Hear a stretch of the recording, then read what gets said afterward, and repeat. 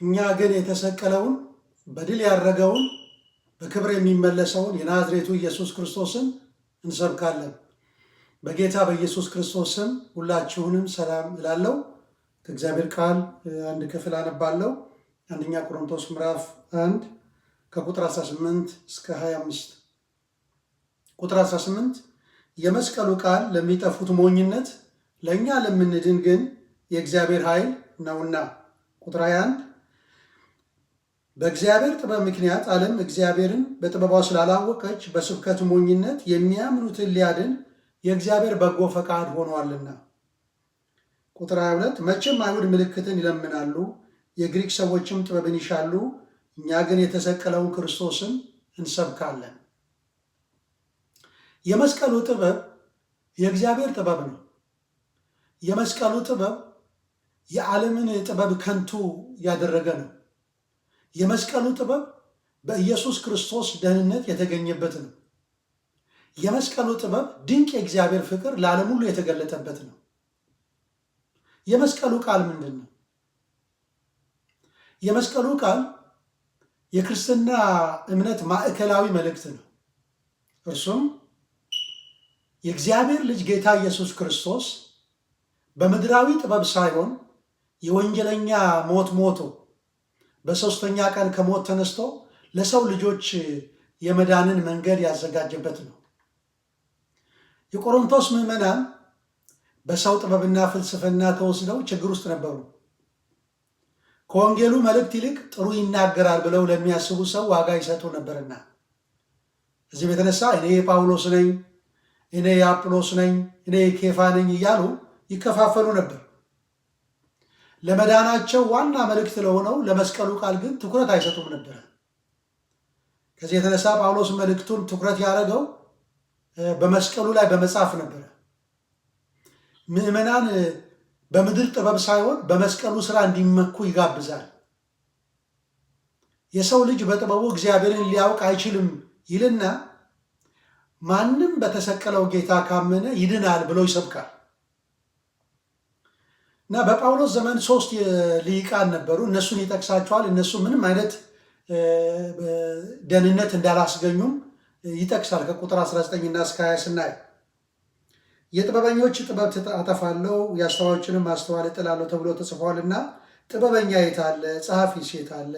የዚች ዓለም መርማሪስ የት አለ? እግዚአብሔር የዚችን ዓለም ጥበብ ሞኝነት እንዲሆን አላደረገምን ይላል።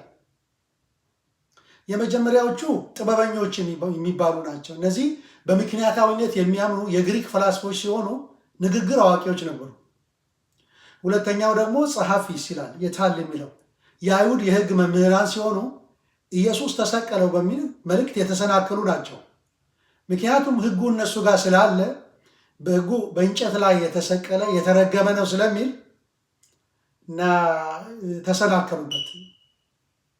ሶስተኞቹ ደግሞ የዚህች ዓለም መርማሪ ይላቸዋል።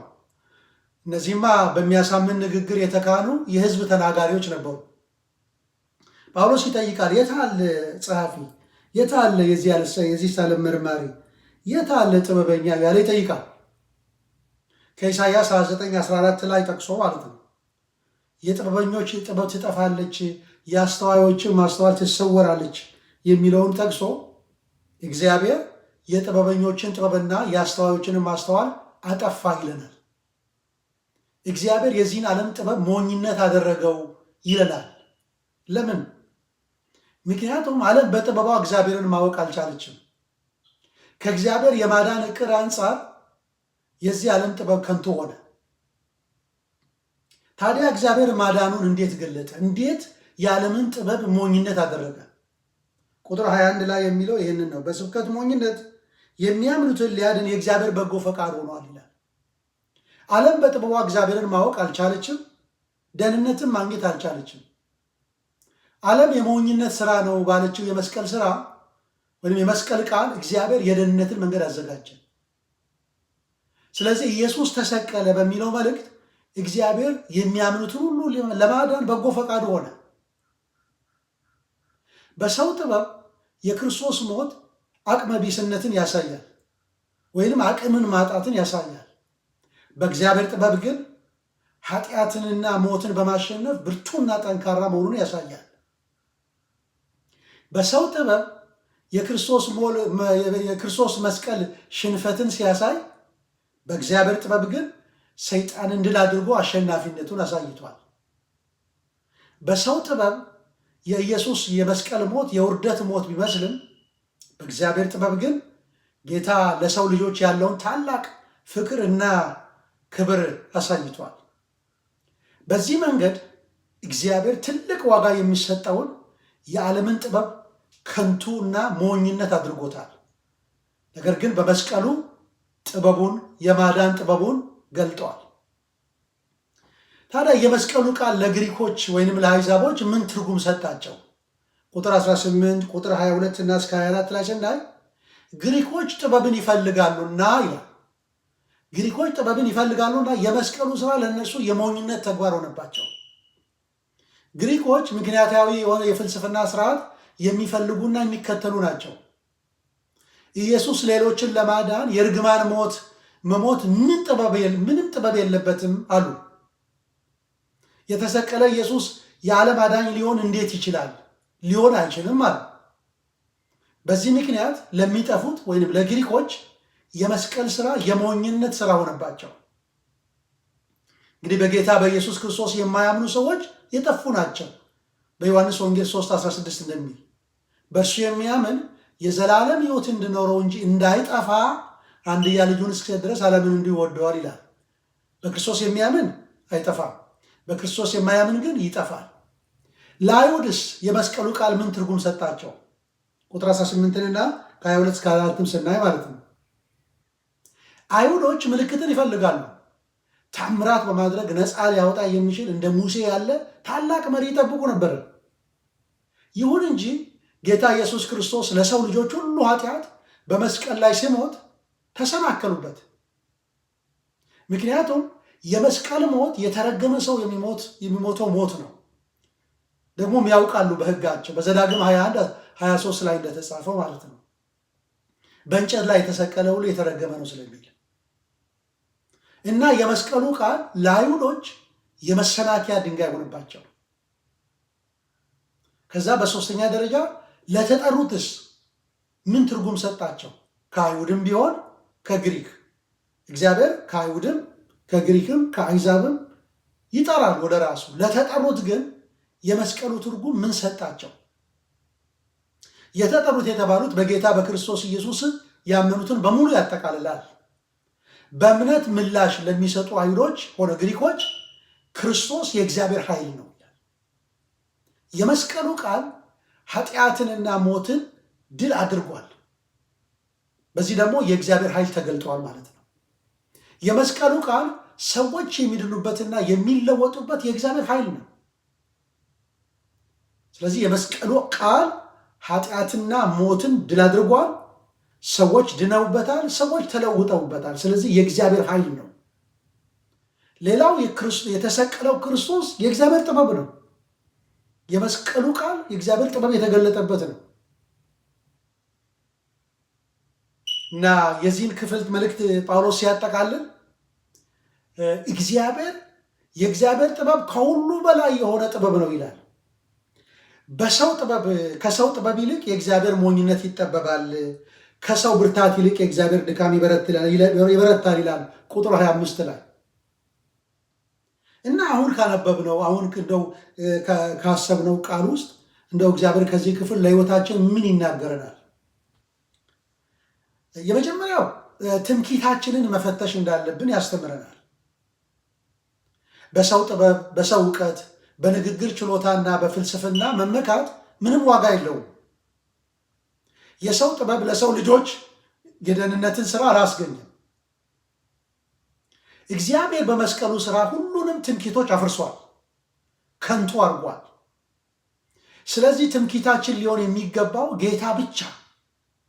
አንደኛ ቆሮንቶስ ምዕራፍ 1 ቁጥር 31 ላይ የሚመካ በእግዚአብሔር ይመካ ስለሚል፣ ገላትያ ምዕራፍ 6 ቁጥር 14 ላይ ደግሞ ይላል ከጌታችን ከኢየሱስ ክርስቶስ መስቀል በቀር ሌላ ትምክህት ከኔ ይራቅ ይላል ጳውሎስ። ስለዚህ ትምክህትን እንፈትሻለን ማለት ነው። ምንም አይነት መመኪያ እንደ ክርስቲያን የምናደርገው ነገር የለም። ዓለምን ምንም እንኳን በጥበቧ ብትመካ ያ ጥበቧ ለደህንነት ምንም የሚሰራላት ነገር የለም። እንደ ክርስቲያንም ትምክህታችን በመስቀሉ ላይ ባዳንን ጌታ፣ በፈወሰን ጌታ፣ ባፈቀረን ጌታ ሊሆን ይገባል። ሌላውን ትምክህት በሙሉ እግዚአብሔር አፍርሶታል። ሁለተኛው እግዚአብሔር ከዚህ ክፍል የሚያስተምረን በእግዚአብሔር የመስቀሉ ጥበብ ማመን። እኛ ያንን አድርገናል። በክርስቶስ ኢየሱስ አምነናል። በመስቀሉ ጥበብ አምነናል። እግዚአብሔር በመስቀሉ ላይ በገለጠው ጥበብ የማዳን ስራ እኛ አምነናል። በዚህ ዓለም ያለ ሰው እና ብዙ አይነት ጥበቦች በዚህ ምድር ላይ አሉ። የሰው ጥበብ፣ የሰው ፍልስፍና፣ የሰው እውቀት ለሰው ልጆች ደህንነትን አያስገኙም። ደህንነት የሰው ሐሳብና የሰው የሥራ ውጤትም አይደለም። ይልቅ ደህንነት የእግዚአብሔር ፍቅር ውጤት ነው። የሞኝነት ሥራ በሚመስል የመስቀል ሥራ እግዚአብሔር የሰው ልጆችን ሁሉ ለማዳን በጎ ፈቃዱ ሆኗል። ኢየሱስ በመስቀል ላይ ፍቅሩ ለሰው ልጆች ሁሉ ገልጧል። ስለዚህ የእግዚአብሔርን ፍቅር በፍጹም ትሕትና፣ በፍጹም አክብሮት መቀበል አለብን። ለዚህ ነው ሰዎችን ጌታ ኢየሱስ ክርስቶስን ተቀበሉ ብለን የምንሰብከው። ተቀበሉ ስለምንል ተቀበሉ የሚለው ቃል ራሱ በመጽሐፍ ቅዱስ ላይ ስላለ፣ ለተቀበሉት ሁሉ ግን በስሙ ለሚያምኑት ለነሱ የእግዚአብሔር ልጆች የሆኑ ዘንድ ስልጣን ሰጣቸው ስለሚል፣ ስለዚህ ጌታ ኢየሱስ የነፍሳችሁ እረኛና ጠባቂ አድርጋችሁ ካልተቀበላችሁ ነፍሳችሁ አደጋ ውስጥ ናት። በክርስቶስ ኢየሱስ ጌትነትና አዳኝነት እመኑ፣ ሕይወት ይሆንላችኋል። ኢየሱስ ጌታ እንደሆነ በአፍህ ብትመሰክር እግዚአብሔርም ከሙታን እንዳስነሳው በልብህ ብታምን ትድናለህ ይላል። ሰው በልቡ አምኖ በአፉ ይጸድቃል። ሰው በልቡ አምኖ ይጸድቃል፣ በአፉም መስክሮ ይድናል ይላል። ስለዚህ በሕይወት ዘመናችሁ ኢየሱስ ጌታ እንደሆነ አምናችኋል? በአፋችሁም ኢየሱስ ክርስቶስ ጌታ እንደሆነ መስክራችኋል? የኢየሱስ ጌትነት ሲነገር ደስ ይላችኋል? የኢየሱስን ጌትነት በአፋችሁም በልባችሁም ተቀብላችኋል? እንደዛ ከሆነ ድናችኋል። እንደዛ ካልሆነ ግን የመዳን ቀን ዛሬ ነው። የመስቀሉ ጥበብ የዓለም ጥበብ ከንቱ የሆነበት፣ በኢየሱስ ክርስቶስ ለሚያምኑት ደህንነት የተገኘበት ድንቅ የእግዚአብሔር ፍቅር ለዓለም ሁሉ የተገለጠበት ነውና በሱ የሚያምን አያፍርም። ጌታ ኢየሱስ ክርስቶስ ይባርካችሁ።